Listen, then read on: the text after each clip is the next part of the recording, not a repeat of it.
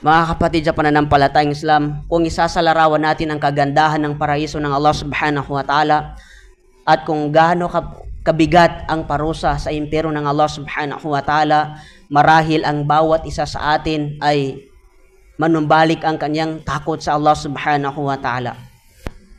Maraming mga tao na naniniwala sila sa paraiso at naniniwala sila sa impyerno ng Allah subhanahu wa ta'ala. Subalit nakakalungkot isipin ang kanilang paniniwala ay hanggang salita lamang, sapagkat kung ang isang tao ay naniniwala siya sa paraiso ng Allah subhanahu wa ta'ala, mas lalo niyang husayan ang kanyang pagsunod sa kay Allah subhanahu wa ta'ala at pagsamba sa kanya. Gayon din, kung ang isang tao ay tunay na naniniwala sa parusa ng Allah subhanahu wa ta'ala o sa impyerno, marahil ang isang tao ay lalayo siya sa anumang ipinagbabawal sa atin ni Allah subhanahu wa ta'ala. Kaya sa isang hadis ng Rasulullah sallallahu alaihi wasallam, nagkaroon ng conversation ang mga malaika at ni Allah subhanahu wa ta'ala nung tinanong ng Allah subhanahu wa ta'ala ang kanyang mga malaika kung ano ang kahilingan ng kanyang mga alipin. Ang sabi ng Allah subhanahu wa ta'ala, famaza yas'alun. Ano ba niya ang dinudua, hinihiling sa akin ng aking mga alipin? Ang sabi ng mga malaika, yas'alunakal jannah. Ya Allah, isa lang ang hinihiling ng mga alipin mo, ang makapasok sila sa iyong paraiso. Subhanallah. Ito yung tipo ng tao na hindi nawawala sa kanyang puso ang tunay na takot sa Allah subhanahu wa ta'ala at pagdudua, pananalangin sa paraiso ng Allah subhanahu wa ta'ala. Wahal ra'awha. Ang sabi ng Allah, nakita ba ng mga alipin ko na yan ang paraiso? Kung bakit sila humiling sa akin ng paraiso? Sasabihin ng mga malaika, Ya Allah, wallahi sumpaman ya Allah, walang ni isa sa kanila na nakakita sa paraiso. Subhanallah. Ang sabi ng Allah, paano kaya pag makita nila yung kagandahan ng paraiso?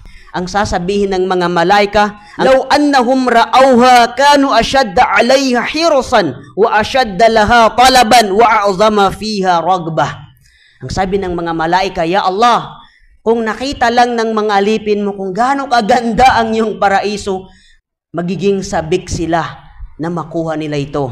Magiging sabik sila sa paggawa ng mabuting gawain, pagsamba sa iyo, nang sa gayon ay makapasok sila sa iyong paraiso. Masya Allah. Nakita natin dito mga kapatid kung paano tayo minomotivate ng Allah subhanahu wa ta'ala na magkaroon tayo ng pagkasabik sa puso natin na makapasok tayo sa paraiso ng Allah subhanahu wa ta'ala sa pamamagitan ng paggawa natin sa mga ipinag-utos sa atin ng Allah subhanahu wa ta'ala at pag-iwas natin sa mga ipinagbabawal sa atin ng Allah subhanahu wa ta'ala. Para kanino naman sila nagpapakup-kup? Ang sabi ng mga malaika, Ya Allah, ang iyong mga alipin ay nagpapakup-kup sila sa iyo mula sa kaparusahan sa iyong impyerno. Subhanallah. Nagdudua sila sa iyo, Ya Allah, na nawa ay ilayo mo sila doon sa mga iba't ibang pagpaparusa sa mga tao sa impyerno at iba't ibang pintuan ng iyong impyerno. At sabi ng Allah subhanahu wa ta'ala, bakit nakita ba ng aking mga alipin ang impyerno? Ganon din ang sasabihin ng mga malaika, Ya Allah, wallahi sumpaman ya Allah ay walang ni isa na nakakita sa kanila. Paano kaya sabi ng Allah kung makita nila ang aking impyerno?